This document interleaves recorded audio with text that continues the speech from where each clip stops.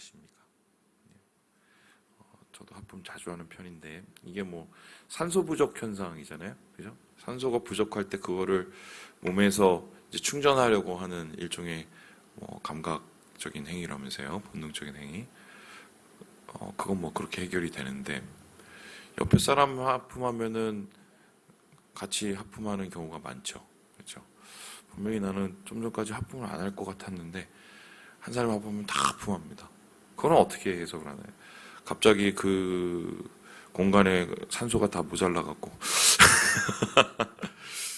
이게 이제 거울 뉴런이라고 거울 신경세포라는 게 우리 머릿속에 있습니다. 그래서 어떤 사람의 행동을 보면 그걸 가지고 이제 공감하거나 아니면은 비슷하게 같이 느껴서 모방하려는 심리들이 각자에게 다 있어요. 그래서 한 사람이 아프면 그 주변 사람들이 알게 모르게 다 이렇게 하는 것이 인간의 일종의 이제 감각적인 신경 본능이라고 할 수 있습니다.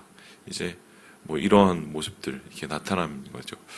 과연 근데 하품뿐일까요? 옆 사람이 뭐 하면은 사람은 굉장히 많이 영향을 많이 받는 그런 존재죠. 아시겠지만 귀가 얇다. 뭐 나는 귀가 얇고 저도 귀가 얇으라고 생각했어요. 근데 제가 살아보니 대부분 다 귀가 얇아요. 그 이유가 뭐냐면 그렇게 생겨 먹은 거죠, 우리가. 왜냐면은 옆에 사람 혹은 내가 신뢰할 만한 사람 그리고 내가 함께 했던 사람들이 그러한 말들, 그런 행동들, 그러한 또 여러 가지 결정을 보면 나도 모르게 그런 것들에 대해서 영향을 받기 때문입니다. 그렇죠? 그런데 이런 영향들이 좋은 영향들이면 얼마나 좋겠습니까? 나쁜 영향은 더 쉽게 받게 됩니다. 부정적인 얘기, 부정적인 말, 또 부정적인 여러 가지의 행동들 쉽게 전염이 되는 경우가 많이 있습니다. 사람 사이에 있는 여러 가지의 복합적인 문제이겠죠. 근데 이게 하나님에 관한 문제면 더욱 심각해집니다. 오늘 말씀이 바로 그 말씀인데 하나님께서 이스라엘 백성들에 대해서 굉장히 심각한 경고를 날리십니다. 너희가 가나안에 들어가서 가나안 땅을 정복하고 거기서 나눠서 잘 살았으면 좋겠는데 살다 보면은 분명히 어려움이 올 거야. 그 어려움은 삶의 어려움 같으면 사실 그건 이겨내면 되고 참아내면 되는 거죠. 그리고 그것을 참아낼 수 있는 함께 할 수 있는 이들이 있으면 훨씬 더 쉽습니다. 삶의 어려움 말고 영혼의 어려움인데 우리의 영혼을 어지럽히는 것들, 뭐 눈에 보이는 유혹, 눈에 보이는 시험, 또 풍요에 의한 여러 가지의 자만, 그리고 여러 가지의 우리 마음속에 있는 느슨함, 이런 것들은 이미 말씀하셨고 그거 말고 나쁜 영향에 대한 거죠. 내가 안 그러려고 그랬는데 어느새 나도 그렇게 되어버린 그런 영향이 있을 수가 있다는 겁니다. 그래서 하나님께서는 모세를 통해서 어떻게 그런 영향이 오는지, 그런 영향이 와서 어떤 일이 일어나는지를 얘기하시는데 그 어떤 일이 일어나냐면 하나님을 떠나게 된다는 겁니다. 여러분 지금 하나님과 함께 여기까지 오느라고 40년이 걸렸습니다. 40년 동안 자기 아버지 어머니 다 죽는 거 다 봤습니다. 그거 왜냐하면은 하나님에 대한 불순종을 그들이 했기 때문이고 그 한 범죄한 죄의 대가로 광야에서 다 죽은 거를 이 사람들이 다 봤는데도 불구하고 어떻게 하나님을 그렇게 벗어나서 하나님에 대한 맹세와 하나님에 대한 믿음을 깨버릴 수 있을까? 그게 된다는 거예요. 주변에 있는 나도 모르는 영향들에 의해서 그런 일들이 일어나죠. 오늘도 그런 상황들이 거의 비슷하게 벌어지는데 여러분 그거 아십니까? 그 이단에 가시는 분들 있잖아요. 이단 교회 이거 다니시는 분들 중에 초짜들은 안 갑니다. 절대. 그거 아세요? 열심히 하시는 분들 그리고 뭔가 열의가 있는 분들 이런 분들이 이단에 많이 빠집니다. 신기하죠? 이렇게 될 수 있을까? 오늘 바로 거기에 대한 결정판, 이게 뭐 끝판왕이라고 했는데 그 얘기가 나오는데 우리가 주위에 있는 사람들에게 이런 선하지 못한 영향을 받는 게 세 가지가 있다고 하나님이 말씀하세요. 그 첫 번째 것은 바로 함께 3절의 말씀을 같이 한번 읽어보도록 하겠습니다. 3절입니다. 시작. 너는 그 선지자나 꿈꾸는 자의 말을 정종하지 말라. 이는 너희 하나님 여호와께서 너희가 마음을 다하고 뜻을 다하여 너희 하나님 여호와를 사랑하는 여부를 알려하사 너희를 시험하심이니라. 선지자 혹은 꿈꾸는 자, 이런 사람들 신비적인 것들을 얘기하고 하늘의 말들을 하는 사람들이라고 할 수 있겠죠. 근데 여기서 말하는 선지자는 좋은 선지자가 아니라 나쁜 선지자고, 꿈꾸는 자는 좋은 꿈이 아니라 나쁜 환상과 꿈을 꾸는 사람들입니다. 이 사람들이 어떤 것을 보이느냐? 1절을 보니까 이적과 기사를 보인다고 합니다. 이적과 기사, 신비적인 체험들이죠. 신비적인 체험을 보고 그 신비적인 체험에 혹합니다. 그리고 혹해서 그 말에 넘어가게 된다는 겁니다. 왜 사람들은 이 신비적인 체험에 이렇게 약할까? 여기 가까운 곳에 저기 포천에 할렐루야 땡땡 거기 기도원, 여러분 한번 상식적으로 생각을 해보세요. 똑같이 파는 메로나야. 메로나입니다. 메로나 그 아시죠? 요즘에 그 브라질에서 그렇게 많이 팔린다면서요. 그거 하나 먹으려면은 한 끼를 먹지 말아야 된다고 그러는데, 그 메로나를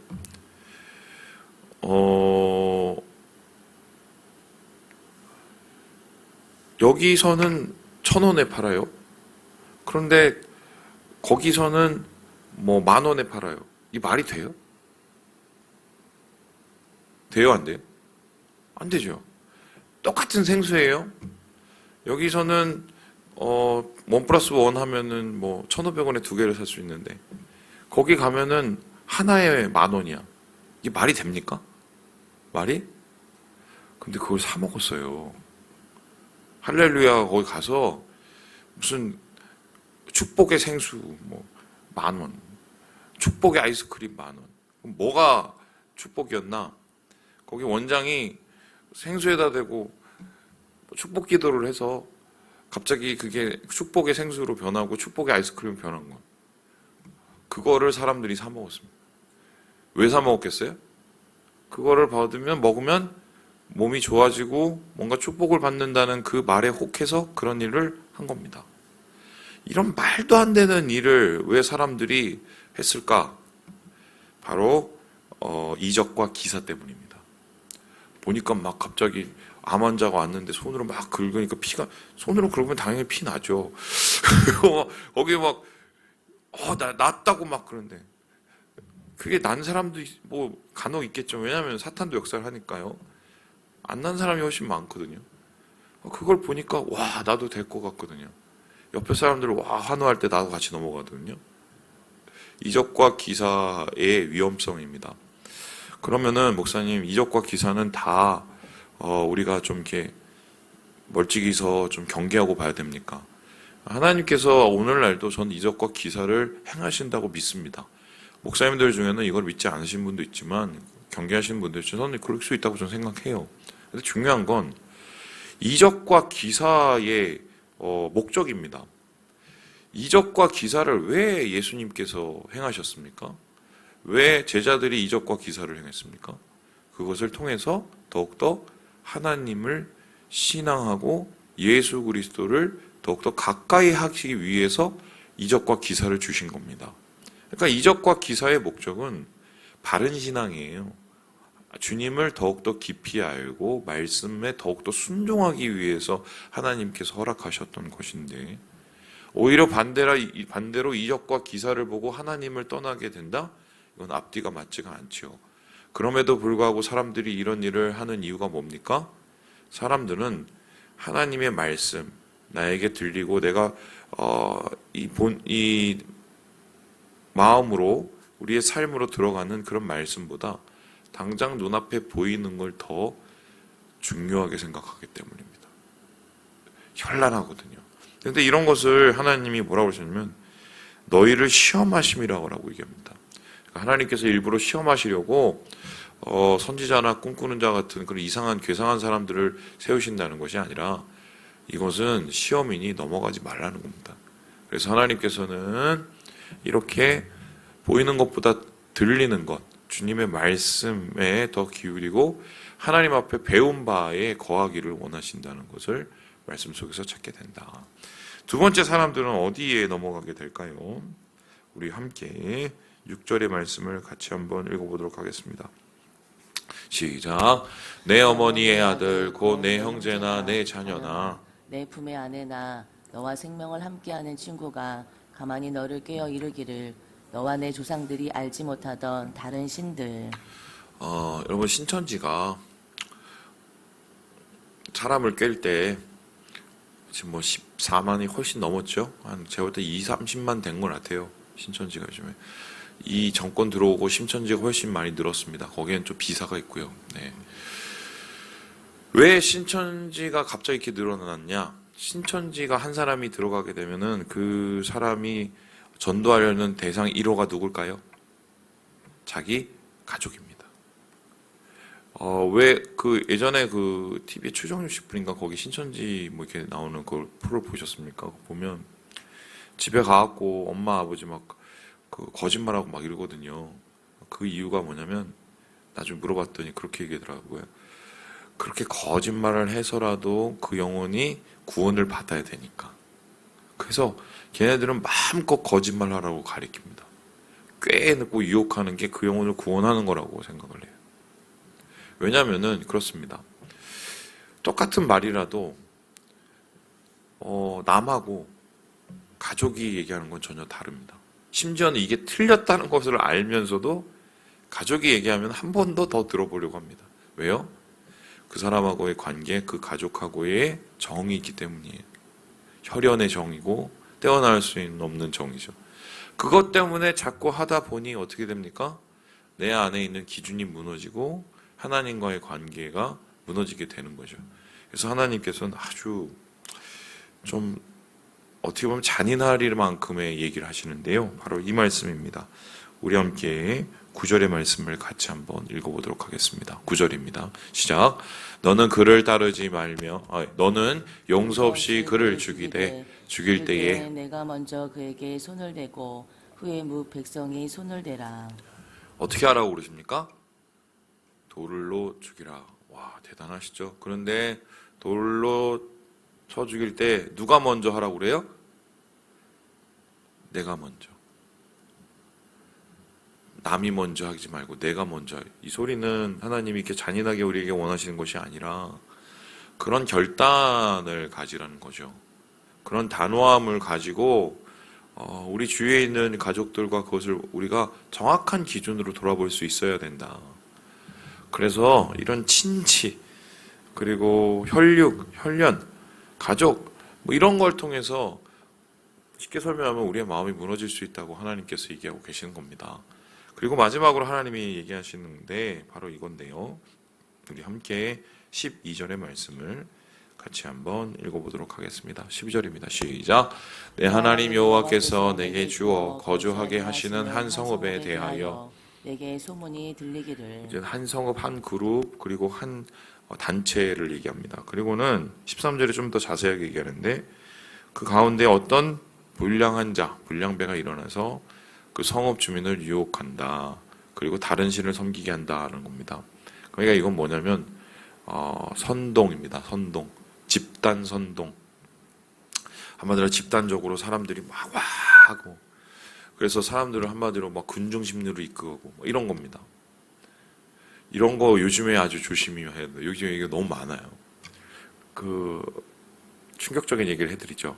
제가 가끔 얘기하는 건데 나치 아시죠? 나치?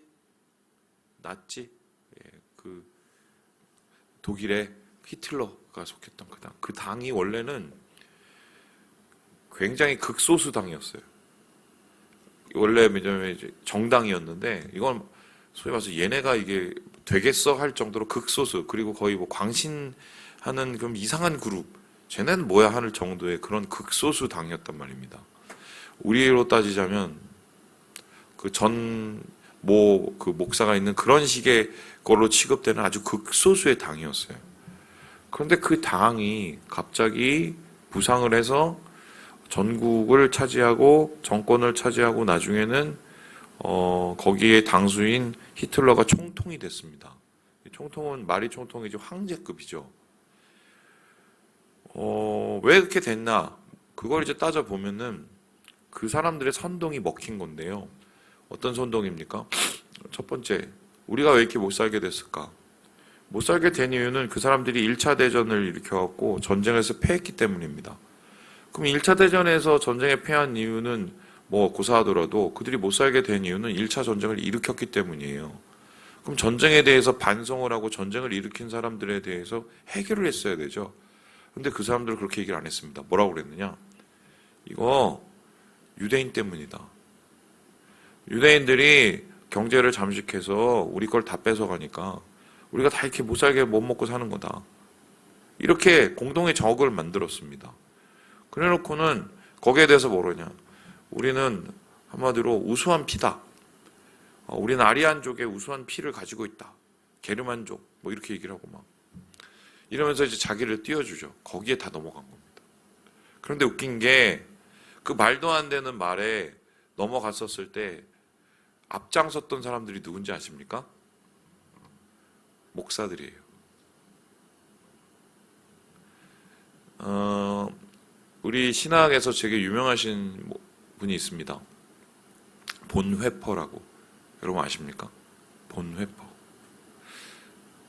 예전에 그 전모 목사가 광장에서 모여서 본회퍼 목사님 얘기를 하면서 뭐 순교의 각오로 웃긴 소리 하지 말라고 그러세요. 본회퍼는 그런 분이 아니에요. 본회퍼는 어떤 분이냐면